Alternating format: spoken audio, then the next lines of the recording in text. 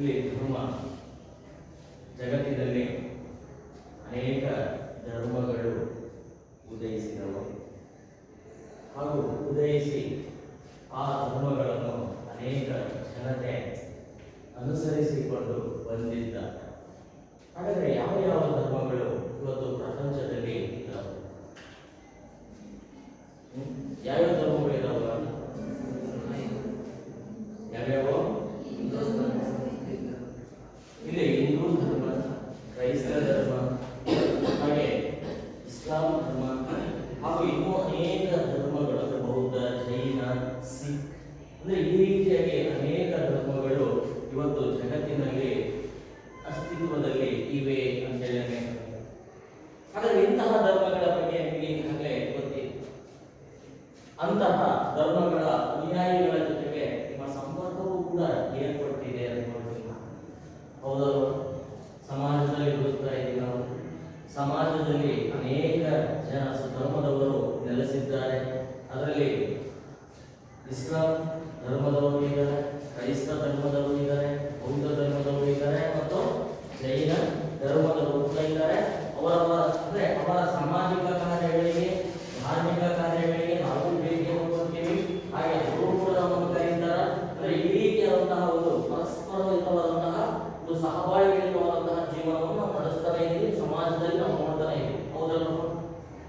ಆದರೆ ಇಂತಹ ಧರ್ಮಗಳು ಯಾರಿಂದ, ಹೇಗೆ ಹುಟ್ಟಿ, ಹೇಗೆ ಬೆಳೆದುಕೊಂಡು ಬರ್ತವೆ ಪ್ರಪಂಚದಲ್ಲಿ ಎನ್ನುವಂತಹ ವಿಷಯವನ್ನು ನಾವು ಇಲ್ಲಿ ತಿಳ್ಕೋಬೇಕಾಗುತ್ತೆ. ಈಗಾಗಲೇ ನಮಗೆ ಗೊತ್ತಿದೆ ಕ್ರೈಸ್ತ ಧರ್ಮ ಹೇಗೆ, ಯಾರಿಂದ ಬೆಳ್ಕೊಂಡು ಬರುತ್ತೆ, ಹೇಗೆ ಪ್ರಚಾರ ಆಗುತ್ತೆ ಅನ್ನುವಂತಹ ಅಂಶವನ್ನು ನಮಗೆ ಗೊತ್ತಾಗಿದೆ.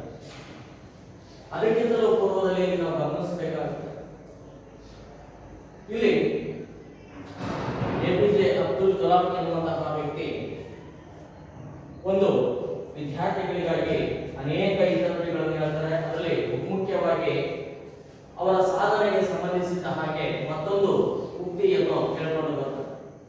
ಏನಪ್ಪಾ ಅಂದ್ರೆ, ಸೂರ್ಯನಂತೆ ಹೊಳೆಯುವ ಆಸೆ ನಿಮಗಿದ್ದರೆ. ಈಗ ನಾವು ಗಮನಿಸ್ತೀವಿ, ಸೂರ್ಯ ಹೇಗಿದ್ದಾನೆ? ಪ್ರಕಾಶಮಾನವಾಗಿ ಕಾಣಿಸ್ತಾನೆ. ಹೌದಲ್ವಾ? ಬರೇ ಕಣ್ಣಾಗ ನೋಡೋದಾಗತ್ತ ನಮ್ಗೆ? ಆಗೋದಿಲ್ಲ. ಅವನು ಹೇಗಿದ್ದಾನೆ? ಪ್ರಕಾಶಮಾನವಾಗಿದ್ದಾನೆ. ಅವನು ಏನ್ ಮಾಡ್ತಾನೆ? ಈ ಜಗತ್ತನ್ನು ಹೊಳೆಯುವಂತಹ ಒಂದು ಶಕ್ತಿಯನ್ನು ಅವನು ಹೊಂದಿದಾನ ಅಂತ ಹೇಳಬೇಕಾಗಿದೆ. ಹಾಗೆ ನೀವು ಆಗ್ಬೇಕಾದ್ರೆ ಏನ್ ಮಾಡಬೇಕು? ಹಾಗಾದ್ರೆ ಸೂರ್ಯ ಇಲ್ಲಿ ಹೊಳಿತಾ ಇದ್ದಾನೆ ಅನ್ನೋದಾದ್ರೆ ಅವನಿಗೆ ಒಂದು ಕ್ರಿಯೆ ನಡೀತಾ ಇದೆ. ಯಾವ ಕ್ರಿಯೆ ನಡೀತಾ ಇದೆ? ಇಡೀ ಜಗತ್ತಿಗೆ ಅವನು ಬೆಳಕನ್ನು ಕೊಡ್ತಾ ಇದ್ದಾನೆ ಅಂದ್ರೆ ಅವನಲ್ಲಿ ಯಾವುದೋ ಒಂದು ಕ್ರಿಯೆ ಅದು ನಡೀತಾ ಇರಬೇಕು. ನಡೀತಾ ಇದ್ದರೆ ಮಾತ್ರ ಅದೇನಾಗುತ್ತೆ? ಬೆಳಕನ್ನೇ ಅದು ಹೊಳೆಯಲು ಸಾಧ್ಯ, ಅಥವಾ ಅದು ಜಗತ್ತಿಗೆ ಬೆಳಕನ್ನು ಕೊಡಲು ಸಾಧ್ಯ ಎನ್ನುವಂತಹ ಅಂಶವನ್ನು ಕೂಡ ನಾವಿಲ್ಲಿ ಗ್ರಹಿಸಬೇಕಾಗ್ತದೆ. ಹಾಗಾಗಿ ಏನಂತಾರಪ್ಪ ಅಂದ್ರೆ, ಮೊದಲು ಸೂರ್ಯನಂತೆ ಒತ್ತಿ ಉರಿಯುವುದನ್ನು ಕಲಿಯಬೇಕು ಎನ್ನುವಂತಹ ಮಾತನ್ನು APJ ಅಬ್ದುಲ್ ಕಲಾಂ ಕೇಳ್ಕೊಳ್ಳೋದು. ಫಸ್ಟ್ ಅವನು ತನ್ನನ್ನು ತಾನು ಸುಟ್ಟುಕೊಳ್ತಾನೆ. ಆ ಸುಟ್ಟುಕೊಳ್ಳುವುದರ ಮೂಲಕವಾಗಿ ಅದರಿಂದ ಹೊರಬರುವಂತಹ ಒಂದು ಶಾಖದಿಂದ ಏನ್ ಮಾಡ್ತಾನೆ? ಇಡೀ ವಿಶ್ವಕ್ಕೆ ಬೆಳಕನ್ನು ನೀಡುವಂತಹ ಸಾಮರ್ಥ್ಯವನ್ನು ಅವರು ಹೊಂದಿದ್ದಾನೆ ಎನ್ನುವಂತಹ ಒಂದು ಮಾತನ್ನು ಹೇಳ್ತಾರೆ. ಅದೇ ರೀತಿಯಾಗಿ ಪ್ರತಿಯೊಬ್ಬ ವಿದ್ಯಾರ್ಥಿಗಳು ಕೂಡ ತಮ್ಮ ಯಶಸ್ಸನ್ನು ಕಾಣಬೇಕಾದ್ರೆ, ನಾವು ಅಂದ್ಕೊಂಡಂತಹ ಗುರಿಯನ್ನು ಮುಟ್ಟಬೇಕಾದ್ರೆ ಮೊದಲು ನಾವು ಏನ್ ಮಾಡಬೇಕು? ಏನ್ ಮಾಡಬೇಕಾಗತ್ತೆ? ಇಲ್ಲಿ ಒತ್ತಿ ಉರಿಯೋದಲ್ಲ ನಮ್ಮ ಕೆಲಸ. ಏನೋ ನಾವು ಯಾವ ಕಾರ್ಯವನ್ನು ತಗೊಂಡಿದ್ದೀವಿ, ನಮ್ಮ ಕೆಲಸ ಏನೋ ಅಥವಾ ನಮ್ಮ ಜವಾಬ್ದಾರಿಗಳು ಏನೋ, ಅವುಗಳನ್ನು ನಾವು ಏನ್ ಮಾಡಬೇಕು? ಅಂದ್ರೆ ಆ ಜವಾಬ್ದಾರಿಗಳ ಕಡೆಗೆ ನಮ್ಮ ಗಮನವನ್ನು ನೀಡುವುದರ ಮೂಲಕವಾಗಿ ಅದರಲ್ಲಿ ನಾವು ಏನ್ ಮಾಡಬೇಕು? ಸಕ್ರಿಯವಾಗಿ ತೊಡಕೋಬೇಕು. ತೊಡಕೊಂಡು ಅದರಲ್ಲಿ ನಾವು ಏನ್ ಮಾಡಬೇಕು? ಯಶಸ್ಸನ್ನು ಸಾಧಿಸಿದಾಗ ನಮಗೆ ಅದರಿಂದ ಒಂದು ಏನ್ ಸಿಗುತ್ತೆ? ಉಜ್ವಲವಾದಂತಹ ಭವಿಷ್ಯ ಸಿಗುತ್ತೆ. ಆವಾಗಲೇ ನಾವು ಬೆಳಗಲು ಸಾಧ್ಯ ಎನ್ನುವಂತಹ ಮಾತನ್ನು APJ ಅಬ್ದುಲ್ ಕಲಾಂ ಎನ್ನುವಂತಹ ಮೇಧಾವಿ ಹೇಳಿಕೊಂಡು ಬಂದರು ಅಂತ ಹೇಳಿದ್ದಾರೆ. ಹಾಗಾದ್ರೆ ಇಲ್ಲಿ ಇಸ್ಲಾಂ ಧರ್ಮ, ಈ ಇಸ್ಲಾಂ ಧರ್ಮ ಜಗತ್ತಿನ ಬಹುಮುಖ್ಯವಾದಂತಹ ಒಂದು ಧರ್ಮ ಅಂತ ಹೇಳಿ ನಾವು ಕರೀತೀವಿ. ಯಾಕೆಂದ್ರೆ ಇವತ್ತು ವಿಶ್ವದಲ್ಲಿ ನಾವು ನೋಡ್ತೀವಿ ಏನಪ್ಪಾ ಅಂದ್ರೆ, ಕ್ರೈಸ್ತ ಧರ್ಮ ಬಹುಮುಖ್ಯವಾಗಿ ಅದನ್ನು ಬಿಟ್ಟರೆ ನಮಗೆ ಬರುವಂತದ್ದು ಯಾವುದು? ಇಸ್ಲಾಂ ಧರ್ಮ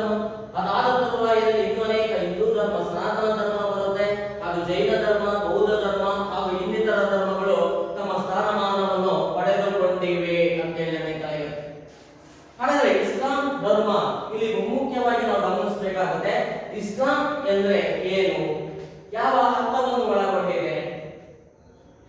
ಇಲ್ಲಿ ಇಸ್ಲಾಂ ಅಂದ್ರೆ ಇಲ್ಲಿ ಬಹುಮುಖ್ಯವಾಗಿ ನಾವು ಹೇಳೋದೇನಪ್ಪ ಅಂದ್ರೆ ಒಬ್ಬ ದೇವರಲ್ಲಿ ಶರಣಾಗುವುದು.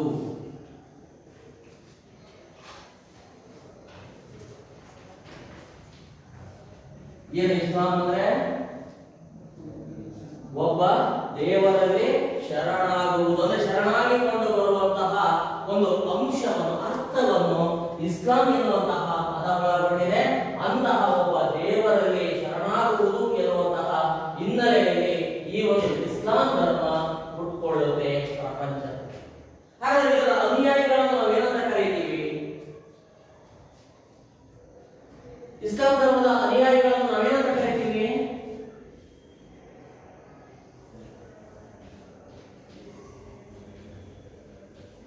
ಇಸ್ಲಾಂನ ಅನುಯಾಯಿಗಳನ್ನು ನಾವು ಏನಂತ ಕರೀತೀವಿ? ಮುಸ್ಲಿಮರು ಅಂತ ಕರೀತೀವಿ. ಹಾಗಾದ್ರೆ ಮುಸ್ಲಿಂ ಎಂಬ ಪದದ ಅರ್ಥವನ್ನು ನಾವು ನೋಡೋದಾದ್ರೆ ಈ ಒಂದು ಪದ ಯಾವ ಅರ್ಥವನ್ನು ಒಳಗೊಂಡಿದೆ ಅಂದ್ರೆ ಶರಣ ಎನ್ನುವಂತಹ ಪದದ ಅರ್ಥ ಅಂತ ನಾವು ಇಲ್ಲ ಗಮನಿಸಬೇಕಾಗುತ್ತೆ. 12ನೇ ಶತಮಾನದಲ್ಲಿ ಕರ್ನಾಟಕದಲ್ಲಿ ಒಂದು ಕ್ರಾಂತಿ ಪ್ರಾರಂಭವಾಗುತ್ತೆ. ಅಲ್ಲಿ ಆ ಒಂದು ಕ್ರಾಂತಿಯನ್ನು ನಾವು ವೀರಶೈವ ಕ್ರಾಂತಿ ಅಂತ ನಾವು ಕರೀತೀವಿ. ಬಸವಣ್ಣ ಅವರ ನಾಯಕತ್ವದಲ್ಲಿ ನಡ್ಕೊಂಡು ಬರುತ್ತೆ. ಅವರು ಕೂಡ ನೋಡಲಿ ಶರಣ ಎನ್ನುವಂತಹ ಪದವನ್ನು ಬಳಸ್ತಾರೆ, ಶರಣೆಯರು ಎನ್ನುವಂತಹ ಪದವನ್ನು ಬಳಸಿಕೊಂಡು ಬರ್ತಾರೆ. ಹಂಗೆ ಈ ಮುಸ್ಲಿಂ ಎನ್ನುವಂತಹ ಪದದ ಅರ್ಥ ಏನು? ಶರಣರು ಎನ್ನುವಂತಹ ಅರ್ಥವನ್ನು ಅದು ಒಳಗೊಂಡಿದೆ ಎಂಬ ಒಂದು ಅಂಶವನ್ನು ನಾವು ಇಲ್ಲಿ ಗ್ರಹಿಸಬೇಕಾಗಿದೆ. ಇಂತಹ ಶರಣರು ದೇವರಲ್ಲಿ ಶರಣಾಗುವುದರ ಮೂಲಕವಾಗಿ ಏನ್ ಮಾಡಬಹುದು? ತಮ್ಮ ಆತ್ಮಶುದ್ಧಿಯನ್ನು ಮಾಡಿಕೊಳ್ಳುವಂಥದ್ದು, ಸತ್ಯವನ್ನು ಕಾಣುವಂಥದ್ದು ಎನ್ನುವಂತಹ ಅಂಶವನ್ನು ಇಲ್ಲಿ ಇಸ್ಲಾಂ ಧರ್ಮದ ಪ್ರತಿಪಾದಕರು ಹೇಳಿಕೊಂಡು ಬಂದ್ರು ಅಂತ ಹೇಳಿ ತಿಳಿಯುತ್ತೆ. ಹಾಗಾದ್ರೆ ಇಂತಹ ಒಂದು ಧರ್ಮ ಎಲ್ಲಿ ಹುಟ್ಟುತ್ತೆ? ಹಾಗಾದ್ರೆ ಆ ಒಂದು ಸ್ಥಳದ ಹಿನ್ನೆಲೆ ಯಾವ ರೀತಿಯಾಗಿ ಇತ್ತು? ಇಲ್ಲಿ ಇಸ್ಲಾಂ ಧರ್ಮ ಅಂದ ತಕ್ಷಣ ಇದು ಏಷ್ಯಾ ಖಂಡದಲ್ಲಿಯೇ ಹುಟ್ಟಿದಂತಹ ಒಂದು ಮುಖ್ಯವಾದಂತಹ ಧರ್ಮ ಅಂತ ನಾವು ಕರೆಯಬಹುದು. ಅದರಲ್ಲೂ ಏಷ್ಯಾ ಖಂಡದ ನೈಋತ್ಯ ಭಾಗದಲ್ಲಿ ಬರುವಂತಹ ಅರೇಬಿಯಾ ಅಂತ ಕರೀತೀವಿ. ಯಾವ ಪ್ರದೇಶದಲ್ಲಿ ಹುಟ್ಟುಕೊಳ್ಳುತ್ತೆ ಅಂದ್ರೆ ಏಷ್ಯಾ ಖಂಡದಲ್ಲಿ ಬರುವಂತಹ, ಅದರಲ್ಲೂ ನೈಋತ್ಯ ಭಾಗ ಅಂತ ಕರೀತೀವಿ. ಈ ನೈಋತ್ಯ ಭಾಗದಲ್ಲಿ ಬರುವಂತಹ ಅರೇಬಿಯಾ ಎನ್ನುವಂತಹ ಸ್ಥಳದಲ್ಲಿ ಈ ಒಂದು ಪವಿತ್ರವಾದಂತಹ ಧರ್ಮ ಹುಟ್ಟಿ ಬೆಳೆದುಕೊಂಡು ಬಂತು ಅಂತ ಹೇಳಿದ್ದಾರೆ. ಹಾಗಾಗಿ ಅರೇಬಿಯಾದ ಮೂಲ ನಿವಾಸಿಗಳು ಯಾರು?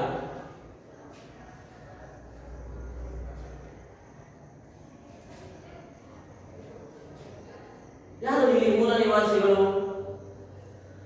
ಇಲ್ಲಿ ವಾಸವಾದಂತಹ ಮೂಲ ನಿವಾಸಿಗಳೇ ಅರಬ್ಬರು ಅಂತ ಹೇಳಿದ್ದಾರೆ. ಯಾರಲ್ಲಿ ವಾಸವಾಗಿದ್ದಾರೆ? ಅರಬ್ಬರು ವಾಸವಾಗಿದ್ದಾರೆ.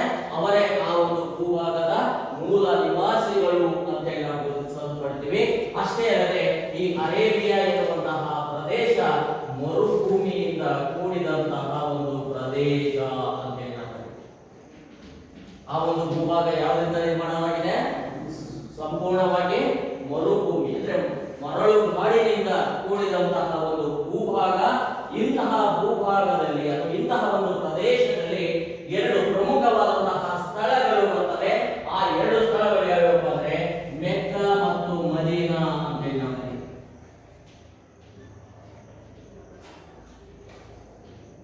ಯಾವ್ಯಾವ ಪ್ರದೇಶಗಳಿದಾವೆ? ಮೆಕ್ಕಾ ಇದೆ ಮತ್ತು ಮದೀನಾ ಎಂಬ ಎರಡು ಪ್ರದೇಶಗಳು ಆ ಅರೇಬಿಯಾದಲ್ಲಿ ಬರುವಂತಹ ಅತ್ಯಂತ ಪ್ರಮುಖವಾದಂತಹ ಸ್ಥಳಗಳು ಅಂತ ನಾವು ಕರೆಯಲ್ಪಡ್ತೀವಿ. ಹಾಗಾದ್ರೆ ಈ ಅರೇಬಿಯಾ ಅಂದ ತಕ್ಷಣನೇ ಮರುಭೂಮಿಯಿಂದ ಕೂಡಿದಂತಹ ಒಂದು ಭೂಭಾಗ.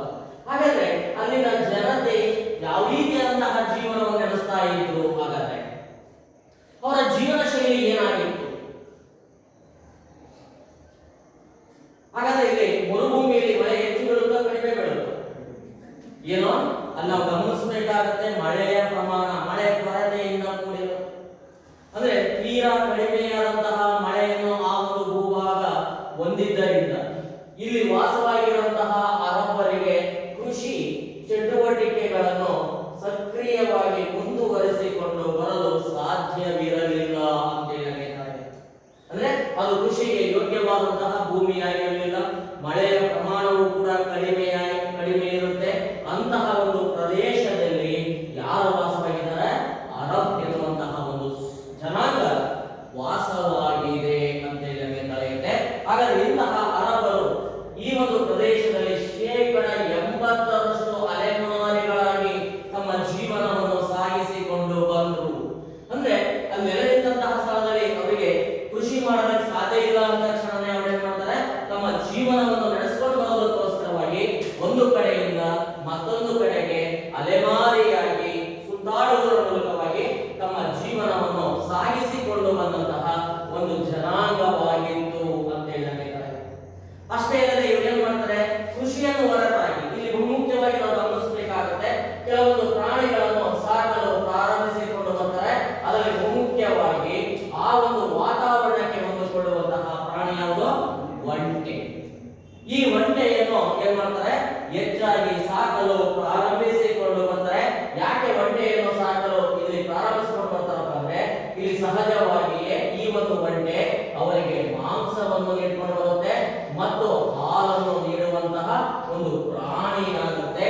ಈ ಎರಡು ಕಾರಣಗಳಿಂದಾಗಿ ಅವರು ಏನ್ ಮಾಡಿದ್ರು? ಒಂಟೆಯನ್ನು ಸಾಕಲು ಪ್ರಾರಂಭಿಸ್ತಾರೆ ಮತ್ತು ಸರಕುಗಳನ್ನು ಒಂದು ಕಡೆಯಿಂದ ಇನ್ನೊಂದು ಕಡೆಗೆ ಈ ಮರುಭೂಮಿಯಲ್ಲಿ ಸಾಗಾಟ ಮಾಡುವುದಕ್ಕೋಸ್ಕರವಾಗಿ ಅಂದ್ರೆ ಸಂಪರ್ಕದ ಸಾಧನವನ್ನಾಗಿ ಈ ಒಂದು ಒಂಟೆಯನ್ನು ಇಲ್ಲಿ ಬಳಸಿಕೊಂಡು ಬಂದರು. ಅದಕ್ಕೋಸ್ಕರವಾಗಿ ಅವರು ಸಾಕಲು ಪ್ರಾರಂಭಿಸಿದರು ಅಂತ ಹೇಳಬೇಕಾಗಿದೆ. ಇದರ ಜೊತೆಗೆ ಮರುಭೂಮಿ ಅಂದ ತಕ್ಷಣನೇ ಅಲ್ಲಲ್ಲಿ ಓಎಸ್ಎಸ್ಗಳು ಕಂಡು ಬರ್ತವೆ. ಅಂದ್ರೆ ನೀರಿನ ಪ್ರಮಾಣವನ್ನು ಒಳಗೊಂಡಂತಹ ಒಂದು ಭೂಭಾಗ ಓಎಸ್ಎಸ್ ಅಂತೇಳಿ ನಾವು ಕರೀತೀವಿ. ಮತ್ತು ಅಲ್ಲಲ್ಲಿ ಹುಲ್ಲುಗಾವಲುಗಳು ಕೂಡ ನಮಗೆ ಕಂಡು ಬರ್ತವೆ. ಹಾಗಾಗಿ ಅಲ್ಲಲ್ಲಿ ಓಎಸ್ಎಸ್ಗಳು ಮತ್ತು ಹುಲ್ಲುಗಾವಲುಗಳು ಎಲ್ಲಿ ಕಂಡು ಬರ್ತವೋ ಅಂತಹ ಪ್ರದೇಶದಲ್ಲಿ ಏನು ಸ್ವಲ್ಪ ಪ್ರಮಾಣದಲ್ಲಿ ಅವರು ಕೃಷಿಯ ಜೀವನವನ್ನು ನಡೆಸಿಕೊಂಡು ಬಂದಿದ್ರು ಅಂತ ಹೇಳಿ ನಮಗೆ ಕಳೆಯುತ್ತೆ. ಆ ಕಾರಣದಿಂದಾಗಿ ಅವರು ಕೆಲವೊಂದು ಬೆಳೆಗಳನ್ನು ಬೆಳೆಯಲು ಪ್ರಾರಂಭ ಮಾಡ್ತಾರೆ. ಅದರಲ್ಲಿ ಪ್ರಮುಖವಾಗಿ ಖರ್ಜೂರ. ಯಾವ ಬೆಳೆಯನ್ನು ಬೆಳೀತಾರೆ? ಖರ್ಜೂರ. ವಲ್ದರು ಅಂತ ಹೇಳಿ ಕರಿತೀವಿ. ಅದು ಒಂದು ರೀತಿಯಾದಂತಹ ಹಣ್ಣು ಅಂತ ಹೇಳಿ ಕರಿತೀವಿ. ಕಿತ್ತಳೆ ಹಣ್ಣು ಇರ್ಬೋದು, ನಿಂಬೆ ಹಣ್ಣು ಇರ್ಬೋದು, ದಾಳಿಂಬೆ ಹಣ್ಣನ್ನು ಬೆಳೀತಾರೆ ಮತ್ತು ಬಾಳೆ ಹಣ್ಣುಗಳನ್ನು ಬೆಳೆಯುವಂತಹ ಒಂದು ಸಣ್ಣ ಪ್ರಮಾಣದ ಒಂದು ಕೃಷಿಯನ್ನು ಈ ಒಂದು ಜನಾಂಗ ಓಎಸ್ಎಸ್ ಗಳಲ್ಲಿ ಪ್ರಾರಂಭಿಸಿಕೊಂಡು ಬಂತು ಅಂತ ಹೇಳಬೇಕಾಗಿದೆ. ಈ ರೀತಿಯಾಗಿ ಇದ್ದಂತಹ ಸಮಯದಲ್ಲಿ ಇವರು ಏನ್ ಮಾಡ್ತಾರಪ್ಪ ಅಂದ್ರೆ, ಒಂಟೆ ಮತ್ತು ಕುದುರೆಗಳನ್ನು ಬಳಸಿದ್ರೆ ತಮ್ಮ ಸಾರಿಗೆಯ ಸಂಪರ್ಕವನ್ನಾಗಿ ಬಳಸಿಕೊಳ್ಳುವುದರ ಮೂಲಕವಾಗಿ ಇವರು ಏನ್ ಮಾಡ್ತಾರೆ? ಬಹಳಷ್ಟು ಕಷ್ಟಪಟ್ಟು ತಮ್ಮ ಜೀವನವನ್ನು ಈ ಒಂದು ಪ್ರದೇಶದಲ್ಲಿ ಸಾಗಿಸಿಕೊಂಡು ಬಂದಂತಹ ಒಂದು ಜನಾಂಗವಾಗಿತ್ತು ಅಂತ ಹೇಳಬೇಕಾಗಿದೆ. ಯಾಕಂದ್ರೆ ಇಲ್ಲಿ ಸಹಜವಾಗಿ ಕೃಷಿ ಚಟುವಟಿಕೆ ಇಲ್ಲ ಅಂದಾಗ ಬೇರೆ ಪರ್ಯಾಯ ವ್ಯವಸ್ಥೆಯನ್ನು ಮಾಡಿಕೊಳ್ಳುವುದರ ಮೂಲಕವಾಗಿ ತಮ್ಮ ಜೀವನದ ಮೂಲಭೂತ ಸೌಕರ್ಯಗಳನ್ನು ಪಡ್ಕೋಬೇಕಾಗಿರುತ್ತೆ. ಹಾಗಾಗಿ ಬಹಳ ಕಷ್ಟಕರವಾದಂತಹ ಜೀವನವನ್ನು ಯಾರು ನಡೆಸಿಕೊಂಡು ಬರ್ತಾರೆ? ಅರೇಬಿಯಾದಲ್ಲಿ ಅರಬ್ಬರು ನಡೆಸಿಕೊಂಡು ಬಂದ್ರು ಅಂತ ಹೇಳಬೇಕಾಗಿದೆ. ಹೀಗಿರುವಾಗ ಅಲ್ಲಿ ಕೆಲವೊಂದು ಪ್ರದೇಶಗಳು ಬರ್ತವೆ. ಅಲ್ಲಿ ಉತ್ತರ ಸಿರಿಯಾ ಎನ್ನುವಂತಹ ಒಂದು ರಾಷ್ಟ್ರವೂ ಕೂಡ ಇದೆ. ಯಾವ ರಾಷ್ಟ್ರ ಬರುತ್ತೆ? ಉತ್ತರ ಸಿರಿಯಾ ಅಂತ ಹೇಳಿ ಕರಿತೀವಿ. ಮತ್ತು ಇದರ ಜೊತೆಗೆ ಇರಾನ್ನ ಪ್ರದೇಶವೂ ಕೂಡ ನಮಗೆ ಕಂಡುಬರುತ್ತೆ. ಹಾಗಾದ್ರೆ ಉತ್ತರ ಸಿರಿಯಾ, ಇರಾನ್ನ ಜನತೆ, ಅದರಲ್ಲೂ ವ್ಯಾಪಾರಸ್ಥರು ಅಂತ ಹೇಳಿ ಕರಿತೀವಿ. ಈ ವ್ಯಾಪಾರಸ್ಥರು ಏನ್ ಮಾಡಬೇಕಾಗಿರುತ್ತಪ್ಪ ಅಂದ್ರೆ, ಬೇರೆ ರಾಷ್ಟ್ರಗಳೊಂದಿಗೆ ವ್ಯಾಪಾರವನ್ನು ಮಾಡಬೇಕಾಗಿರುತ್ತೆ. ಮಾಡುವುದಕ್ಕೋಸ್ಕರವಾಗಿ ಅವರು ಏನ್ ಮಾಡ್ತಾರೆ? ಅರೇಬಿಯಾದ ಕರಾವಳಿ ತೀರವನ್ನು ಬಳಸ್ಕೋಬೇಕಾಗಿರುತ್ತೆ. ಯಾವ ದೇಶದ ತೀರ ಪ್ರದೇಶವನ್ನು ಬಳಸ್ಕೋಬೇಕಾಗಿರುತ್ತೆ? ಈ ಅರೇಬಿಯಾದ ತೀರ ಪ್ರದೇಶಕ್ಕೆ ಬರುವುದರ ಮೂಲಕವಾಗಿ ಅಲ್ಲಿಂದ ಸಮುದ್ರದ ಮೂಲಕವಾಗಿ ಬೇರೆ ರಾಷ್ಟ್ರಗಳೊಂದಿಗೆ ವ್ಯಾಪಾರವನ್ನು ಮಾಡ್ಕೊಂಡು ಬರಬೇಕಾಗಿರುತ್ತೆ. ಹಾಗಾಗಿ ಏನ್ ಮಾಡ್ತಾರೆ? ಆ ಒಂದು ಅರೇಬಿಯಾದ ಕರಾವಳಿ ತೀರ ಪ್ರದೇಶವನ್ನು ಮುಟ್ಟುವುದಕ್ಕೋಸ್ಕರವಾಗಿ ಒಂಟೆ ಮತ್ತು ಕುದುರೆಗಳನ್ನು ಬಳಸಿಕೊಳ್ಳುವುದರ ಮೂಲಕವಾಗಿ ತಮ್ಮ ಸರಕುಗಳನ್ನು ಆ ಒಂದು ಪ್ರದೇಶಕ್ಕೆ ಸಾಗಿಸಿಕೊಂಡು ಬರುವುದರ ಮೂಲಕವಾಗಿ ಏನ್ ಮಾಡ್ತಾರೆ?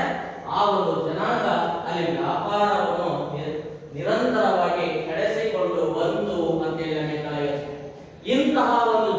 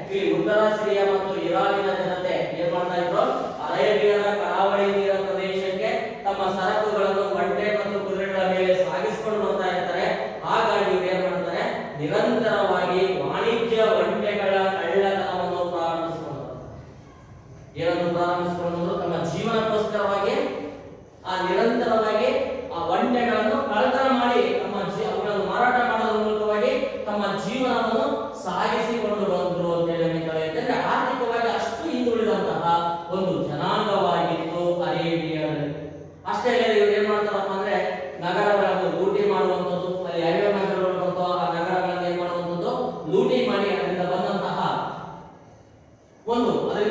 ಅದರಲ್ಲಿ ಲೂಟಿಯ ಸಮಯದಲ್ಲಿ ಸಿಕ್ಕಂತಹ ಆ ವಸ್ತುಗಳನ್ನೇ ತಮ್ಮ ಜೀವನಕ್ಕೆ ಬಳಸಿಕೊಂಡು ಬಂದರು ಅಂತ ಹೇಳಿ ಜೂಜಾಡಿ ತಮ್ಮ ಜೀವನವನ್ನು ಕಳೆಯುವಂಥದ್ದು ಮತ್ತು ಕಳ್ಳತನ ಮಾಡುವಂಥದ್ದು ಇವರು ನಿರಂತರವಾದಂತಹ ಕರ್ತವ್ಯಗಳಾಗಿದ್ದು, ಅಂದ್ರೆ ಅಂತಹ ಕೆಲಸಗಳಲ್ಲಿ ಅವರು ತೊಡಗಿಕೊಂಡಿದ್ರು ಅರಬ್ಬರು ಅಂತ ಹೇಳಿ. ಹೀಗಿರುವಾಗ ಅವರಲ್ಲಿ ಒಂದು ಸಾಮಾಜಿಕವಾದಂತಹ ನಂಬಿಕೆ ಬೆಳೆದುಕೊಂಡು ಬಂತು ಅಂತ ಹೇಳಿ. ಯಾವ ರೀತಿಯಾದಂತಹ ಒಂದು ಸಾಮಾಜಿಕ ನಂಬಿಕೆ ಬೆಳೆದುಕೊಂಡು ಬರುತ್ತೆ? ಅಲ್ಲಿ ಕಾಬಾ ಎನ್ನುವಂತಹ ಶಿಲೆ ಮೆಕ್ಕಾದಲ್ಲಿ ಯಾವುದು ನಿರ್ಮಾಣಗೊಳ್ಳುತ್ತೆ? ಕಾಬಾ ಎನ್ನುವಂತಹ ಶಿಲೆ ಅಂತೇಳಿ ನಾವು ಕರೀತೀವಿ. ಅಂದ್ರೆ ಇಷ್ಟೆಲ್ಲ ಅನಿಶ್ಚಿತತೆಗಳ ನಡುವೆಯೂ ಕಾಬಾ ಎನ್ನುವಂತಹ ಶಿಲೆ ಏನಾಗುತ್ತೆ, ಅವರು ಆರಾಧಿಸಿಕೊಂಡು ಬಂದಂತಹ ಒಂದು ಪ್ರಮುಖವಾದಂತಹ ದೇವತೆಯಾಗಿರುತ್ತೆ. ಅದು ಮೆಕ್ಕಾದಲ್ಲಿರುತ್ತೆ. ಈ ಒಂದು ಕಾರಣದಿಂದಾಗಿ ನಾವು ಗಮನಿಸಬೇಕಾಗುತ್ತೆ ಏನಪ್ಪಾ ಅಂದ್ರೆ ಅವರಿಗೆ ಒಂದು ನಂಬಿಕೆ ಬರುತ್ತೆ, ಸಾಮಾಜಿಕ ನಂಬಿಕೆ ಏನೋ ಈ ಅರಬ್ಬರನ್ನು ಒಟ್ಟುಗೂಡಿಸುವಂತಹ ಒಂದು ಶಕ್ತಿಯೇ ಯಾವುದೋ ಕಾಬಾದ ಶಿಲೆ ಎನ್ನುವಂತಹ ನಂಬಿಕೆಯನ್ನು ಅವರ ಸಾಮಾಜಿಕವಾಗಿ ಹೊಂದಿದ್ದರು ಅಂತ ನಮಗೆ ತಿಳಿಯುತ್ತೆ.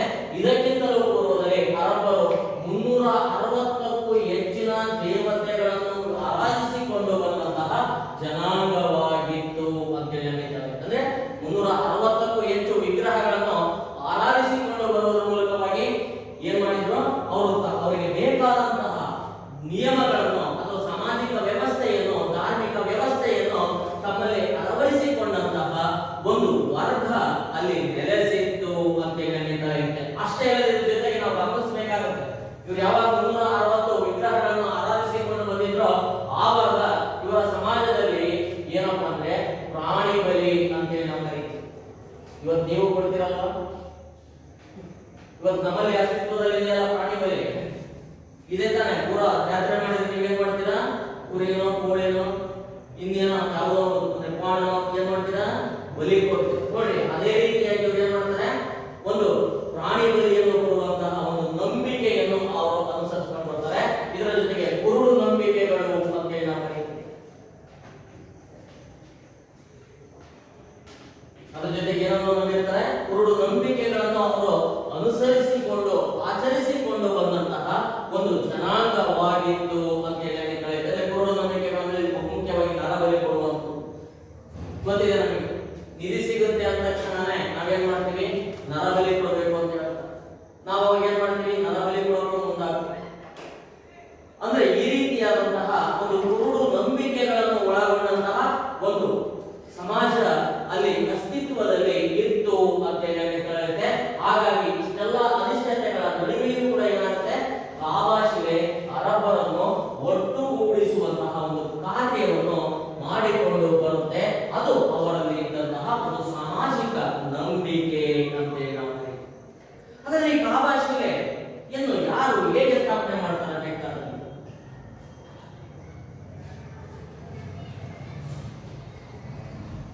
ಯಾರು?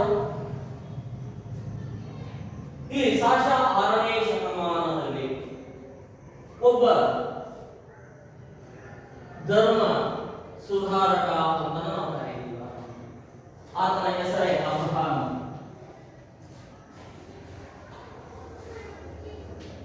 ಏನೋ ಹೆಸರು ಅಬ್ರಹಾಂ ಅಂತ ಕರೀತೀವಿ. ಈ ಅಬ್ರಹಾಂ ಎನ್ನುವಂತಹ ವ್ಯಕ್ತಿ ಸಾಶ 6ನೇ ಶತಮಾನದಲ್ಲಿ ಏನ್ ಮಾಡ್ತಾನೆ, ದೇವದೂತನಾದ ಗೇಬ್ರಿಯಲ್ ಎನ್ನುವಂತಹ ವ್ಯಕ್ತಿ,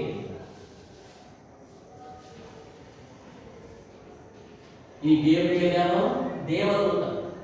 ನಾವು ಹೇಳ್ತೀವಿ ದೇವದೂತರು ಅಂತ ಹೇಳಿ. ಅನೇಕ ದೇವದೂತರು ನಮ್ಮ ಧರ್ಮದಲ್ಲೂ ಕೂಡ ಇದ್ದಾರೆ. ಶಿವ ಪಾರ್ವತಿ ನಾವು ಹೇಳ್ತೀವಿ ತ್ರಿಮೂರ್ತಿಗಳನ್ನು ಬಿಟ್ಟು ಕೆಲವರು ದೇವದೂತರು ಅಂತ ಹೇಳಿ ನಾವು ಕರೀತೀವಿ. ಆ ದೇವದೂತನಾದಂತಹ ಗೇಬ್ರಿಯಲ್ ಎನ್ನುವಂತಹ ವ್ಯಕ್ತಿಯಿಂದ ಏನ್ ಮಾಡ್ತಾನೆ, ಈ ಒಂದು ಅಬ್ರಹಾಂ ಎನ್ನುವಂತಹ ವ್ಯಕ್ತಿ ಈ ಒಂದು ಕಾಬಾದಲ್ಲಿರುವಂತಹ ಮೆಕ್ಕಾ ಅಂದ್ರೆ ಈ ಮೆಕ್ಕಾದಲ್ಲಿರುವಂತಹ ಕಾಬಾ ಶಿಲೆಯನ್ನು ಪಡೆದು ಪಡೆದುಕೊಂಡು ಅದನ್ನ ಏನ್ ಮಾಡ್ತಾನೆ, ಪೂಜಿಸಲು ಕಾಬಾ ದೇವಾಲಯವನ್ನು ಎಲ್ಲಿ ನಿರ್ಮಾಣ ಮಾಡ್ಕೊಂಡು ಬರ್ತಾನೆ, ಮೆಕ್ಕಾದಲ್ಲಿ ನಿರ್ಮಿಸಿಕೊಂಡು ಬಂದ ಅಂತ ಹೇಳಿ ಹೇಳ್ತಾರೆ. ಇವತ್ತು ಕೂಡ ಅವರ ಧಾರ್ಮಿಕ ಕ್ಷೇತ್ರ ಯಾವುದು, ಮೆಕ್ಕ.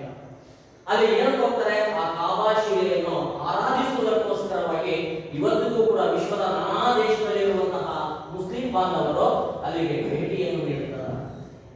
ಹಜ್ ಯಾತ್ರೆ ಅಂತ ನಮ್ಮಲ್ಲಿ ಕರೀತಾರೆ, ಗೊತ್ತಿದೆಯಲ್ಲ ನಿಮಗೆ? ಹಜ್ ಅಂದ್ರೆ ಹಜ್ ಯಾತ್ರೆ ಅಂದ ತಕ್ಷಣ ನಾವು ಗಮನಿಸಬೇಕಾದ ಒಬ್ಬರಿಗೆ ಅವರ ಧಾರ್ಮಿಕ ಕ್ಷೇತ್ರವಾದಂತಹ ಮೆಕ್ಕಕ್ಕೆ ಭೇಟಿಯನ್ನು ಕೊಡ್ತಾರೆ. ಅಂತಹ ಮೆಕ್ಕದ ಕಾಬಾ ಶಿಲೆಯನ್ನು ಈ ದೇವದೂತನಂತಹ ಗ್ರೆಬಿಯಲ್ನಿಂದ ಅಭಿನಯ ಮಾಡಿಕೊಂಡು ಮೆಕ್ಕಾದಲ್ಲಿ ಏನ್ ಮಾಡ್ತಾನೆ, ಸ್ಥಾಪಿಸಿಕೊಂಡು ಬಂದು ಅದಕ್ಕೊಂದು ದೇವಾಲಯವನ್ನು ಕಟ್ಟಿದ ಅಂತ ಹೇಳಿ. ಇವನಿಷ್ಟೆಲ್ಲ ದೇವಾಲಯವನ್ನು ಕಟ್ಟಿದ್ರು ಕೂಡ ನಾವಿಲ್ಲಿ ಗಮನಿಸಬೇಕಾಗುತ್ತೆ, ಅರಬ್ಬರಿಗೆ ಅವರ ಪ್ರಜ್ಞೆಯೇ ಇರೋದಿಲ್ಲ. ಯಾಕೆ? ಅವರಿಗೆ ಒಂದು ಸಾಮಾಜಿಕ ಜ್ಞಾನ ಇರೋದಿಲ್ಲ, ಹಾಗೆ ಅವರಿಗೆ ನೈತಿಕತೆ ಇರೋದಿಲ್ಲ, ಹಾಗೆ ಸಾಂಸ್ಕೃತಿಕವಾದಂತಹ ಒಂದು ಚೌಕಟ್ಟು ಇರೋದಿಲ್ಲ, ಧಾರ್ಮಿಕವಾದಂತಹ ಒಂದು ನಿಯಮಾವಳಿಗಳು ಚೌಕಟ್ಟು ಕೂಡ ಅವರಿಗೆ ಇರೋದಿಲ್ಲ ಅಂತ ಹೇಳ್ತಾರೆ. ಅಂದ್ರೆ ಅವ್ರು ಹೇಗೆ ಬೇಕೋ ಹಾಗೆ ಅವರಿಗೆ ಯಾವ ರೀತಿಯಾಗಿ ಜೀವನ ನಡೆಸಬೇಕು ಅನ್ನಿಸುತ್ತೋ ಅದೇ ರೀತಿಯಾದಂತಹ ಜೀವನ ನಾನು ಹೇಳಿದೆ, ಕಳ್ತನ ಮಾಡುವುದು, ಜೂಜಾಡುವಂಥದ್ದು, ನಗರಗಳನ್ನು ಏನ್ ಮಾಡುವಂಥದ್ದು, ಲೂಟಿ ಮಾಡುವಂಥದ್ದು. ಅಂದ್ರೆ ಸಾಮಾಜಿಕ ಕಟ್ಟುಪಾಡುಗಳಿಲ್ಲ, ನೈತಿಕ ಕಟ್ಟುಪಾಡುಗಳಿಲ್ಲ, ಧಾರ್ಮಿಕವಾದಂತಹ ಕಟ್ಟುಪಾಡುಗಳು ಮೊದಲೇ ಇಲ್ಲ. ಯಾಕಂದ್ರೆ 360 ವಿಗ್ರಹಗಳನ್ನು ಆರಾಧಿಸಿಕೊಂಡು ಬಂದಿರ್ತಾರೆ. ಮತ್ತು ಅವರಿಗೆ ಯಾವುದೇ ರೀತಿಯಾದಂತಹ ಒಂದು ಸಾಂಸ್ಕೃತಿಕ ಚೌಕಟ್ಟು ಅಂತ ಕರೀತೀವಿ. ಅಂದ್ರೆ ಇದೇ ರೀತಿಯಾಗಿ ಉಡುಗೆ ತೊಡುಗೆ, ಆಹಾರ ಪದ್ಧತಿ ಅಂತ ಹೇಳಿ ನಾವು ಕರಿತೀವಿ.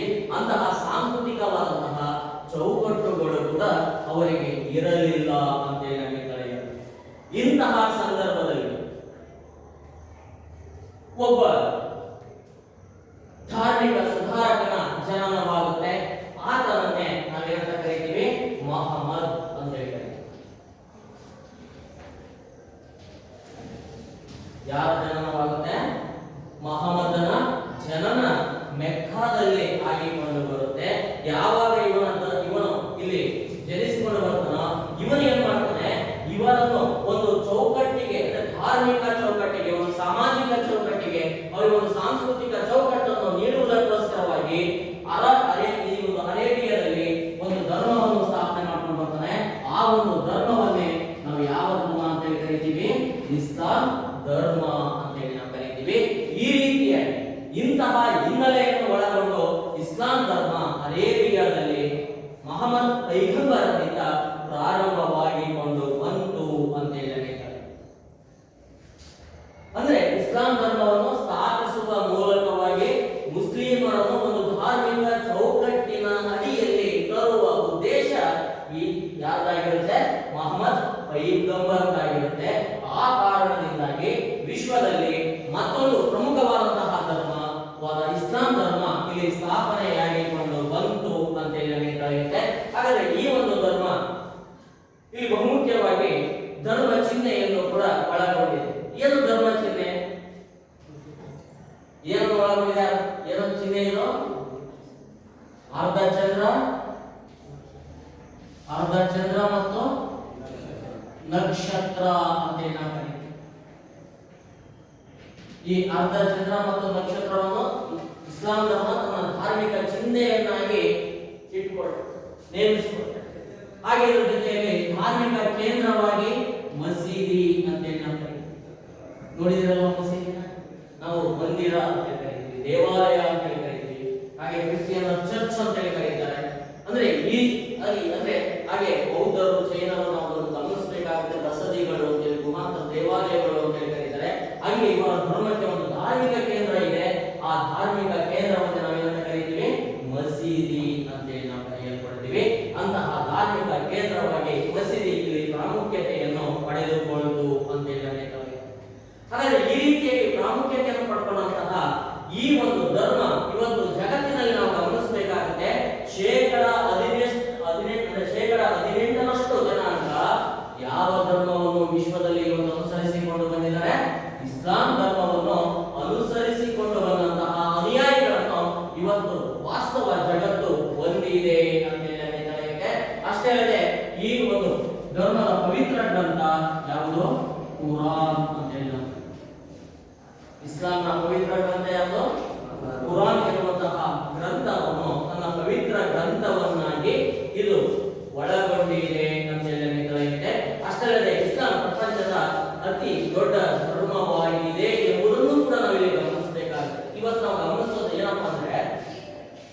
ವಿಶ್ವದ ಅತಿ ದೊಡ್ಡ ಧರ್ಮದಲ್ಲಿ ಎರಡನೇ ದೊಡ್ಡ ಧರ್ಮ ಯಾವುದು? ಇಸ್ಲಾಂ ಧರ್ಮ. ಮತ್ತು ಕ್ರೈಸ್ತ ಧರ್ಮ ಬರುತ್ತೆ, ಆಮೇಲೆ ಯಾವುದು ಬರುತ್ತೆ? ಇಸ್ಲಾಂ ಧರ್ಮ ಬರುತ್ತೆ. ಹಾಗಾಗಿ 18% ಜನತೆ ಈ ಧರ್ಮವನ್ನು ನಮ್ಮ ಪ್ರಪಂಚದಲ್ಲಿ ವಿಶ್ವದಲ್ಲಿ ಅನುಸರಿಸಿಕೊಂಡು ಬಂದಿದ್ದಾರೆ ಎಂಬ ಒಂದು ಅಂಶವನ್ನು ನಾವಿಲ್ಲಿ ಗಮನಿಸಬೇಕಾಗುತ್ತೆ ಅಂತ ಹೇಳಿ ನಮಗೆ ತಿಳಿಯುತ್ತೆ. ಇದಿಷ್ಟು ಅದರ ಇಸ್ಲಾಂ ಧರ್ಮದ ಹಿನ್ನೆಲೆ ಅಂತ ಹೇಳಿ ನಾವು ಕರೀತೀವಿ. ಹಾಗಾದ್ರೆ ಈ ಹಿನ್ನೆಲೆ ನಮಗೆ ಕೆಲವೊಂದು 1 or 2 ಮಾರ್ಕ್ಸ್ ಅಷ್ಟೇ ಪ್ರಶ್ನೆಗಳು ಬರ್ತವೆ. ಏನು ಪ್ರಶ್ನೆಗಳು ಬರ್ತವೆ? ಇಸ್ಲಾಂ ಪದದ ಅರ್ಥ ಯಾವುದು ಬರುತ್ತೆ? ಇಸ್ಲಾಂ ಪದದ ಅರ್ಥ ಅಂದ್ರೆ ಒಬ್ಬ ದೇವರಲ್ಲಿ ಶರಣ. ಹಾಗೆ ಮುಸ್ಲಿಂ ಪದದ ಅರ್ಥ ಏನು? ಶರಣ. ಅದಾದ ನಂತರದಲ್ಲಿ ಮುಖ್ಯವಾಗಿ ನಿಮಗೆ ಬರುವಂತದ್ದು ಇಲ್ಲಿ ಇಸ್ಲಾಂ ಧರ್ಮದ ಪವಿತ್ರ ಸ್ಥಳ ಯಾವುದು? ಮೆಕ್ಕಾ. ಸ್ಥಳಗಳು ಅಂದ್ರೆ ಮೆಕ್ಕಾ ಮತ್ತು ಮದೀನಾ. ಹಾಗೆ ಇಸ್ಲಾಂ ಧರ್ಮದ ಚಿಹ್ನೆ ಏನು? ಅರ್ಧಚಂದ್ರ ಮತ್ತು ನಕ್ಷತ್ರ. ಹಾಗೆ ಇಸ್ಲಾಂ ಧರ್ಮದ ಧಾರ್ಮಿಕ ಕೇಂದ್ರ ಮಸೀದ್. ಹಾಗೆ ಇಸ್ಲಾಂ ಧರ್ಮದ ಪವಿತ್ರ ಗ್ರಂಥ ಕುರಾನ್ ಅಂತ ಹೇಳಿ ನಾವು ಕರೀತೀವಿ. ಇವು 1 or 2 ಮಾರ್ಕ್ಸ್ ಬರುವಂತಹ ಪ್ರಶ್ನೆಗಳು ಹಿನ್ನೆಲೆ. ಹಾಗೆ ಇದರ ಜೊತೆಗೆ ಇಸ್ಲಾಂ ಧರ್ಮ ಎಲ್ಲಿ ಜನಿಸಿತು ಅಂತ ಕೇಳ್ತಾರೆ. ಎಲ್ಲಿ ಅಂದ್ರೆ ಏನಂತ ಬರೀತೀರಾ? ಎಲ್ಲಿ ಹುಟ್ಟುತ್ತೆ ಇಸ್ಲಾಂ ಧರ್ಮ? ಯಾವ ಪ್ರದೇಶದಲ್ಲಿ ಹುಟ್ಟುತ್ತೆ?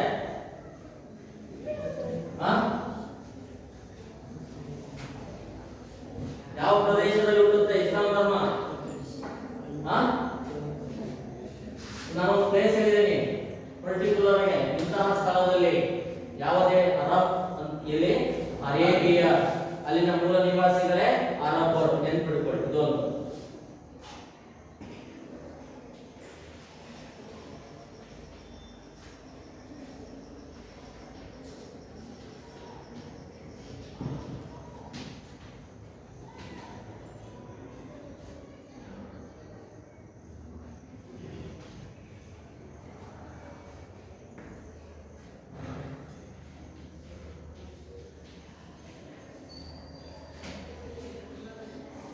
ಹಾಗಾದ್ರೆ ಇಸ್ಲಾಂ ಧರ್ಮದ ಸ್ಥಾಪಕ ಯಾರು?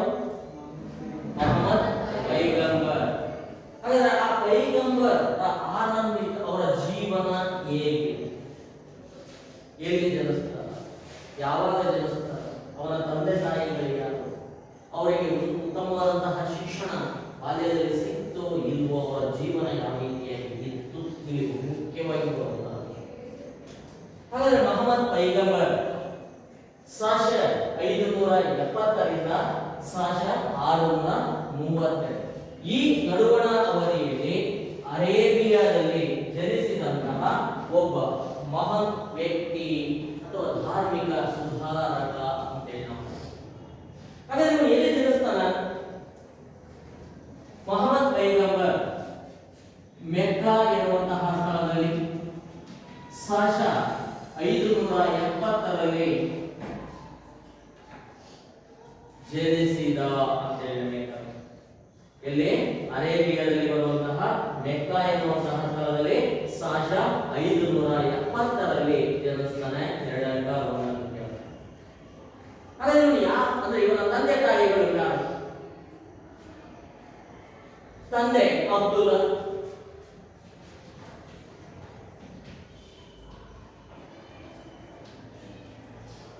ತಾಯಿ ಅಮೀನಾ.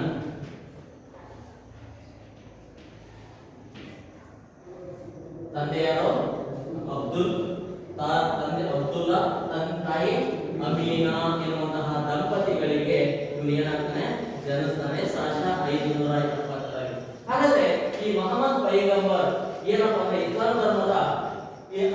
ಧರ್ಮದಲ್ಲಿ ಜನಿಸುವುದರ ಮೂಲಕವಾಗಿ ಮೆಕ್ಕಾದಲ್ಲಿ ಬರುವಂತಹ ಒಂದು ಪ್ರಮುಖ ಮನೆತನವಾದಂತಹ ಕುರೇಶಿ ಮನೆತನ ಅಂತ ಹೇಳಿ ನಾವು ಕರೀತೀವಿ. ಈ ಕುರೇಶಿ ಮನೆತನದಲ್ಲಿ ಅಂದ್ರೆ ಅವ್ರು ಜನಿಸಿದಂತಹ ಆ ಮನೆತನದ ಹೆಸರು ಅಂತ ಹೇಳಿ ನಾವು ಕರೀತೀವಿ. ಈ ಕುರೇಶಿ ಮನೆತನದಲ್ಲಿ ಸಾಶ 570ರಲ್ಲಿ ಜನಿಸಿದ ಅಂತ ಹೇಳಿ ನಮಗೆ ತಿಳಿಯುತ್ತೆ. ಆದ್ರೆ ಕೆಲವೊಂದು ಘಟನೆಗಳನ್ನು ನಾವು ಗಮನಿಸಬೇಕು.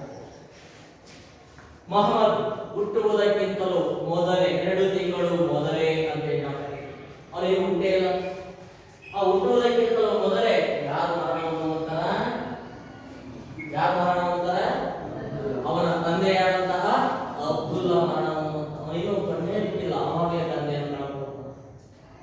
ಅದಾದ ಅವನು ಹುಟ್ಟಿ 6 ವರ್ಷದ ಬಾಲಕನಾಗಿರ್ತಾನ.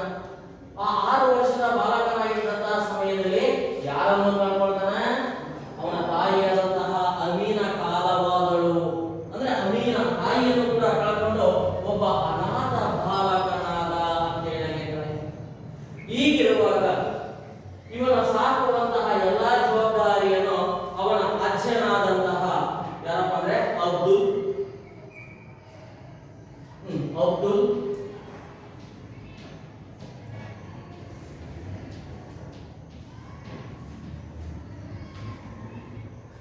ಯಾರು? ಅಬ್ದುಲ್ ಮತಾಲಿಬ್ ಅಂತ ಕರಿತೀವಿ. ಅಜ್ಜನಾಗಿರ್ತಾನೆ. ಆ ಅಜ್ಜ ಏನ್ ಮಾಡ್ತಾನಪ್ಪ ಅಂದ್ರೆ ಅವನ ಸಂಪೂರ್ಣವಾದಂತಹ ಜವಾಬ್ದಾರಿಯನ್ನು ಹೊತ್ತುಕೊಂಡು ಅವನ ಏನ್ ಮಾಡ್ತಾನೆ, ಇವನ 6 ವರ್ಷದ ನಂತರದಲ್ಲಿ ಈ ಅಜ್ಜನ ಆಶ್ರಯದಲ್ಲಿ ಮೊಹಮ್ಮದ್ ಪೈಗಂಬರ್ ತನ್ನ ಬಾಲ್ಯದ ಜೀವನವನ್ನು ಕಳೀತಾ ಹೋಗ್ತಾನೆ. ತರುವಾಯ ಅಬ್ದುಲ್ ಮುತಾಲಬನ ನಂತರದಲ್ಲಿ ಏನಾಗ್ತಾನಪ್ಪ ಅಂದ್ರೆ ಸಹಜವಾಗಿ ಮೊಹಮ್ಮದ್ ಪೈಗಂಬರ್ ಏನ್ ಮಾಡ್ತಾರೆ, ತನ್ನ ಚಿಕ್ಕಪ್ಪನಾದಂತಹ ಅಬು ತಾಲಿಬ್ ಅಂತ ಹೇಳ್ತಾರೆ.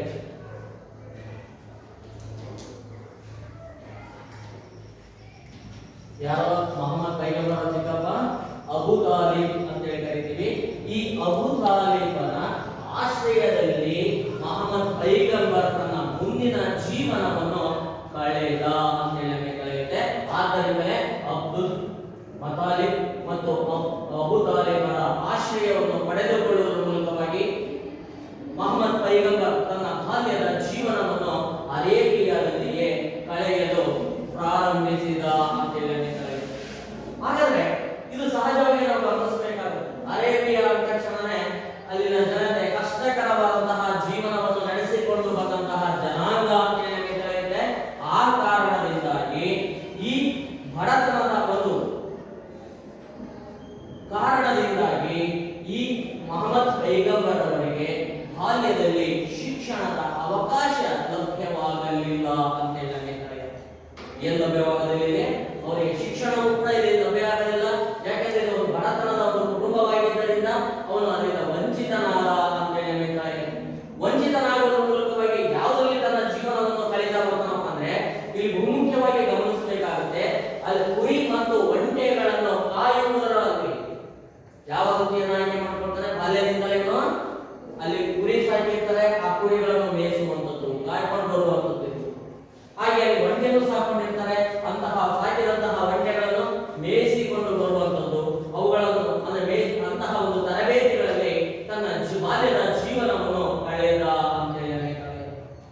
ಹೀಗೆ ಇಂತಹ ಒಂದು ವೃತ್ತಿಯಲ್ಲಿಗೆ ತನ್ನ ಬಾಲ್ಯದ ಜೀವನವನ್ನು ಪ್ರಾರಂಭಿಸಿದಂತಹ ಮೊಹಮ್ಮದ್ ಪೈಗಂಬರನಿಗೆ ಅಕ್ಷರದ ವಿದ್ಯಾಭ್ಯಾಸ ಲಭ್ಯವಿಲ್ಲದಿದ್ದರೂ ಕೂಡ ನಾವು ಗಮನಿಸಬೇಕಾಗುತ್ತೆ. ಯಾಕಂದ್ರೆ ಕುರಿ ಕಾಯುವಂತಹ ಮತ್ತು ಒಂಟೆಗಳನ್ನು ಮೇಯಿಸುವಂತಹ ತರಬೇತಿಯನ್ನು ಯಾವಾಗ ಪಡ್ಕೊಳ್ತಾನೋ ಆವಾಗ ಆ ಒಂದು ಕೆಲಸದಲ್ಲಿಗೆ ಅವನು ಪ್ರಾಮಾಣಿಕನಾಗಿ ತನ್ನ ಕರ್ತವ್ಯವನ್ನು ನಿರ್ವಹಿಸಿಕೊಳ್ತಾನೆ. ಹಾಗೆ ಅಂದ್ರೆ ಕರ್ತವ್ಯ ನಿಷ್ಠೆಗೆ ಹೆಚ್ಚಿನ ಮಹತ್ವವನ್ನು ಆ ಒಂದು ಕಾರ್ಯದಲ್ಲಿ ತೋರಿಸ್ತಾನೆ ಮತ್ತು ದಕ್ಷತೆ ಅಂದ್ರೆ ಅದರಲ್ಲೇ ತನ್ನ ದಕ್ಷತೆಯನ್ನು ತೋರಿಸಿಕೊಂಡು ಹೋಗ್ತಾನೆ. ಇದರ ಜೊತೆಗೆ ಸಹಜವಾಗಿಯೇ ನಿಷ್ಠಾವಂತನಾಗಿ ಕುರಿಯನ್ನು ಮೇಯಿಸುತ್ತಾ ಹಾಗೆ ಒಂಟೆಗಳನ್ನು ಮೇಯಿಸುತ್ತಾ ತನ್ನ ಜೀವನವನ್ನು ಸಾಗಿಸ್ತಾ ಏನ್ ಮಾಡ್ತಾನೆ, ಅನೇಕ ವ್ಯಕ್ತಿಗಳಿಗೆ ಚಿರಪರಿಚಿತನಾದ ಅಂತ ಹೇಳಬೇಕಾಗುತ್ತೆ. ಅಂದ್ರೆ ಆ ಅರೇಬಿಯಾದಲ್ಲಿ ಬರುವಂತಹ ಅವನ ಒಂದು ಮೆಕ್ಕಾದಲ್ಲಿ ಬರುವಂತಹ ಅನೇಕ ಜನತೆಯನ್ನು ಏನ್ ಮಾಡ್ತಾನೆ, ಆ ಕುರಿ ಮೇಯಿಸುವುದರ ಮೂಲಕವಾಗಿ ಮತ್ತು ಒಂಟೆಗಳನ್ನು ಮೇಯಿಸುವುದರ ಮೂಲಕವಾಗಿ ಏನ್ ಮಾಡ್ತಾನೆ, ಆ ಒಂದು ಕರ್ತವ್ಯ ನಿಷ್ಠೆ ಇರ್ಬೋದು, ಆ ಪ್ರಾಮಾಣಿಕತೆ ಇರ್ಬೋದು, ದಕ್ಷತೆ ಅಂತ ಕರಿತೀವಿ, ಹಾಗೆ ನಿಷ್ಠತೆ ಅಂತ ಕರಿತೀವಿ. ಅದರಿಂದಲೇ ಅನೇಕ ಜನತೆಯನ್ನು ತನ್ನ ಕಡೆಗೆ ಸೆಳೆದುಕೊಂಡಂತಹ ಬಾಲಕನೇ ಯಾರೋ ಮೊಹಮ್ಮದ್ ಪೈಗಂಬರ್ ಅಂತ ಕರೆಯುತ್ತಾರೆ. ಹಾಗೆ ಈ ಕುರಿ ಮತ್ತು ಒಂಟೆಗಳನ್ನು ಮೇಯಿಸುವುದರ ಜೊತೆಗೆ ಅವನು ಏನ್ ಮಾಡ್ತಾನಪ್ಪ ಅಂದ್ರೆ ಇಲ್ಲಿ ಸಹಜವಾಗಿಯೇ ಯುವಕನಾದಂತಹ ಸಂದರ್ಭದಲ್ಲಿ ಹೆಚ್ಚಾಗಿ ವರ್ತಕರೊಂದಿಗೆ ತನ್ನ ಸಮಯವನ್ನು ಕಳೆಯಲು ಪ್ರಾರಂಭಿಸ್ತಾನೆ. ಯಾವ ರೀತಿ ತನ್ನ ಹೆಚ್ಚಿನ ಸಮಯವನ್ನು ಕಳೀತಾನೆ? ಯುವಕನಾದಂತಹ ಸಂದರ್ಭದಲ್ಲಿ ವರ್ತಕರು ಅಂದ್ರೆ ವ್ಯಾಪಾರಸ್ಥರು ಅಂತ ಕರೀತೀವಿ. ಆ ವ್ಯಾಪಾರ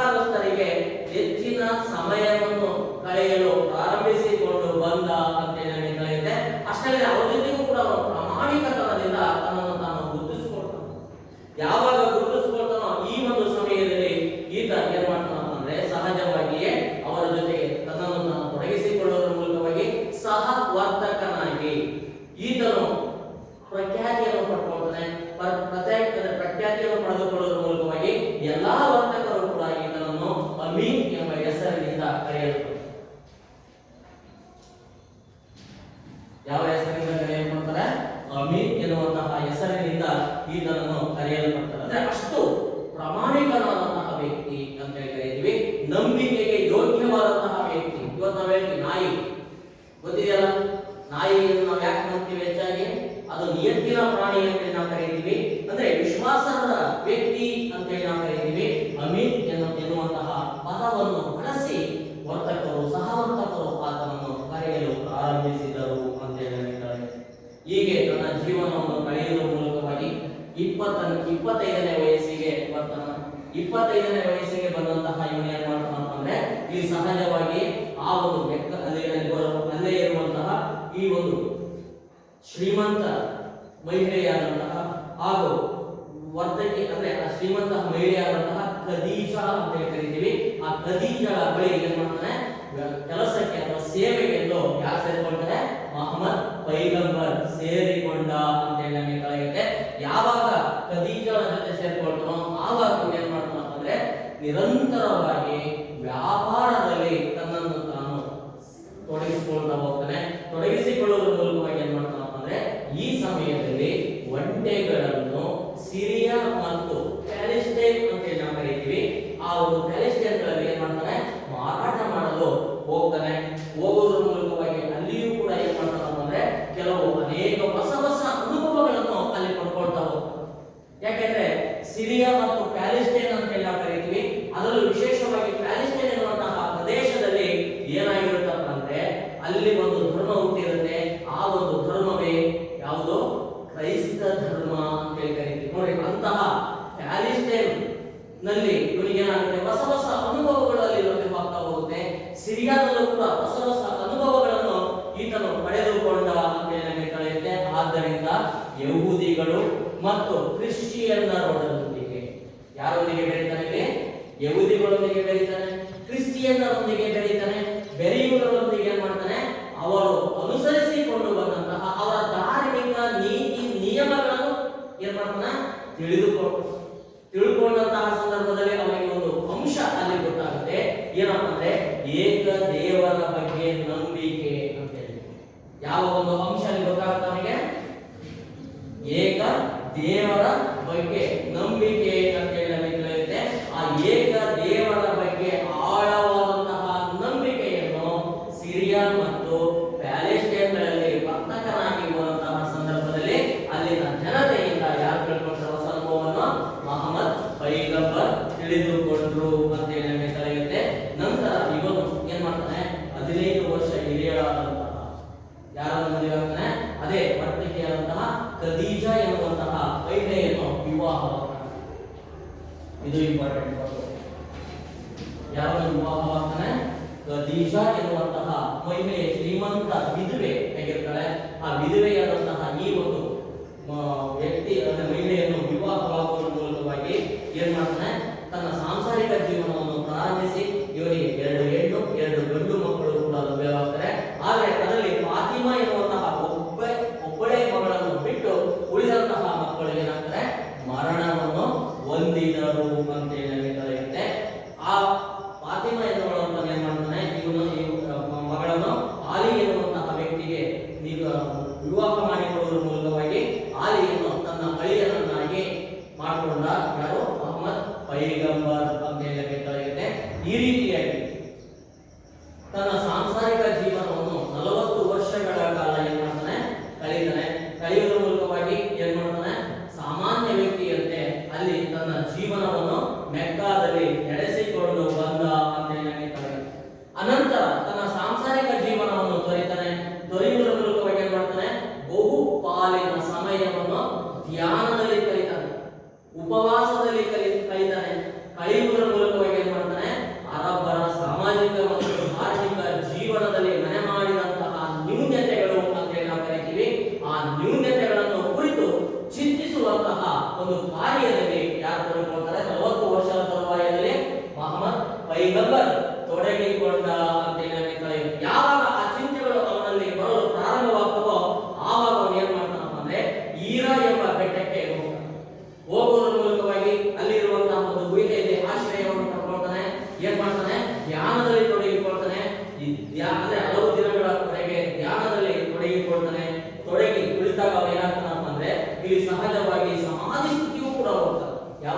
ಹೋಗ್ತಾನೆ, ಸಮಾಧಿ ಸ್ಥಿತಿಯಲ್ಲಿ ಏನೋ ಅವನೇನು ಸತ್ತೇ ಹೋದ ಎನ್ನುವಂತಹ ಸ್ಥಿತಿಯನ್ನು ಕೂಡ ತಲುಪ್ತಾನೆ. ತಲುಪಿದಂತಹ ಸಮಯದಲ್ಲಿ ಅವನಿಗೆ ದೇವದೂತನಾದಂತಹ ಯಾರೋ ಗ್ರೇವಿಯಲ್ ಎನ್ನುವಂತಹ ವ್ಯಕ್ತಿಯಿಂದ ಅನೇಕ ಉಪದೇಶಗಳನ್ನು ಪಡ್ಕೊಳ್ತಾನೆ. ಯಾವಾಗ ಅನೇಕ ಉಪದೇಶಗಳನ್ನು ಆ ಸ್ಥಿತಿಯಲ್ಲಿ ಪಡ್ಕೊಳ್ತಾನೋ ಆ ಕ್ಷಣವೇ ಅವನೇನ್ ಮಾಡ್ತಾನೆ, ಅಲ್ಲಿಯೇ ಆ ಉಪದೇಶಗಳನ್ನು ತನ್ನ ಬಾಯಲ್ಲಿ ಪಠಣೆ ಮಾಡುವಂತಹ ಕಾರ್ಯದಲ್ಲಿ ಮೊಹಮ್ಮದ್ ಪೈಗಂಬರ್ ತೊಡಗಿಕೊಳ್ತಾನೆ. ಯಾವಾಗ ಆ ಸ್ಥಿತಿಯಲ್ಲಿ ತೊಡಗಿಕೊಳ್ತಾನೋ ಆ ಬಾಯಿಂದ ಬಂದಂತಹ ಆ ಪಠಣೆಗಳನ್ನೇ ಏನ್ ಮಾಡ್ತಾರೆ, ಅಲ್ಲಿ ಅವನ ಜೊತೆಗಿದ್ದಂತಹ ಅನೇಕ ಶಿಷ್ಯರು ಕ್ರೋಢೀಕರಿಸಿ ಬರ್ಕೊಳ್ತಾ ಹೋಗ್ತಾರೆ. ಆ ಬರೆದುಕೊಂಡಂತಹ ಆ ಒಂದು ಕೃತಿಯೇ ಇಸ್ಲಾಂ ಧರ್ಮದ ಪವಿತ್ರ ಧರ್ಮ ಗ್ರಂಥವಾದಂತಹ ಯಾವುದೋ ಕುರಾನ್ ಅಂತ ನಾವು ಕರಿತೀವಿ. ಈ ರೀತಿಯಾಗಿ ಇವನು ಸಮಾಧಿ ಸ್ಥಿತಿಯಲ್ಲಿಯೇ ಈ ಒಂದು ಜ್ಞಾನವನ್ನು ಪಡೆದುಕೊಳ್ಳುವುದರ ಮೂಲಕವಾಗಿ ಆ ಒಂದು ಜ್ಞಾನವನ್ನು ಜನತೆಗೆ ಹಂಚುವುದಕ್ಕೋಸ್ಕರವಾಗಿ ಏನ್ ಮಾಡ್ತಾನೆ, ತನ್ನ ಧರ್ಮದ ಪ್ರಚಾರದಲ್ಲಿ ತೊಡಗಿಕೊಂಡ ಮೊಹಮ್ಮದ್ ಪೈಗಂಬರ್ ಅಂತ ಕರೆಯುತ್ತೆ. ಆದ್ದರಿಂದಲೇ ಕುರಾನ್ ಪದದ ಅರ್ಥ ಏನಪ್ಪ ಅಂದ್ರೆ ಪ್ರವಚನ. ಕುರಾನ್ ಅಂದ್ರೆ ಏನು? ಪ್ರವಚನ ಅಂತೇಳಿ ನಾವು ಕರಿತೀವಿ.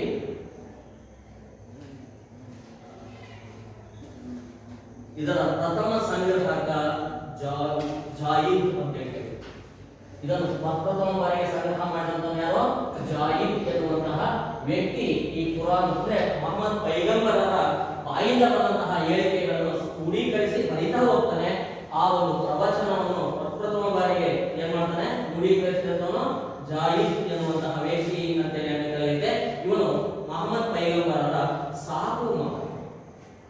ಏನಾಗಿರ್ತಾನೆ ಇವನು? ಮೊಹಮ್ಮದ್ ಪೈಗಂಬರರ ಸಾಕು ಮಗನಾಗಿರ್ತಾನೆ. ಇದನ್ನು ಮೊದಲು ಜೇಡಿ ಮಣ್ಣಿನ ಹಲಿಗೆ ಮೇಲೆ ಬರೀತಾನೆ ಮತ್ತು ಇವನು ಅನಂತರದಲ್ಲಿ ತಾಳೆಗರಿಗಳ ಮೇಲೆ ಇವುಗಳನ್ನು ಬರೆಯಲು ಪ್ರಾರಂಭ ಮಾಡ್ತಾನೆ. ಇದರಲ್ಲಿ 115 ಅಧ್ಯಾಯಗಳಿದಾವ. ಎಷ್ಟು ಅಧ್ಯಾಯಗಳಿದಾವ? 115 ಅಧ್ಯಾಯಗಳಿದಾವ. 6666 ವಚನಗಳಿದಾವ.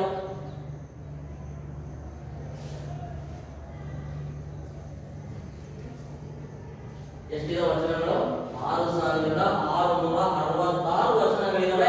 ಈ ವಚನಗಳನ್ನೇ ಏನಂತ ಕರೀತಾರೆ? ಸೂರಾ ಅಂತ ಹೇಳಿ. ಏನಂತ ಕರೆದ್ರು? ಸೂರಾ ಅಂತ ಹೇಳಿ ಕರೆದ್ರು ಅಂತ ಹೇಳಿ ನಡೆಯುತ್ತೆ. ಈ ರೀತಿಯಾಗಿ ಇವ್ರು ಏನ್ ಮಾಡಿದ್ರು, ಕುರಾನ್ ಅಂದ್ರೆ ಆ ಒಂದು ಸಂದೇಶಗಳನ್ನು ಕ್ರೋಢೀಕರಿಸಿ ಏನ್ ಮಾಡ್ತಾರೆ, ಅವುಗಳನ್ನು ಮುಂದಿನ ಮುಸ್ಲಿಂ ಜನಾಂಗಕ್ಕೋಸ್ಕರವಾಗಿ ಅವನೇನ್ ಮಾಡ್ತಾರೆ, ಗ್ರಂಥದ ರೂಪದಲ್ಲಿ ಹೊರತಂದ್ರು ಅಂತ ಹೇಳಿ ನಡೆಯುತ್ತೆ. ಇದಿಷ್ಟು ಇಲ್ಲಿ ಸಂದೇಶಗಳು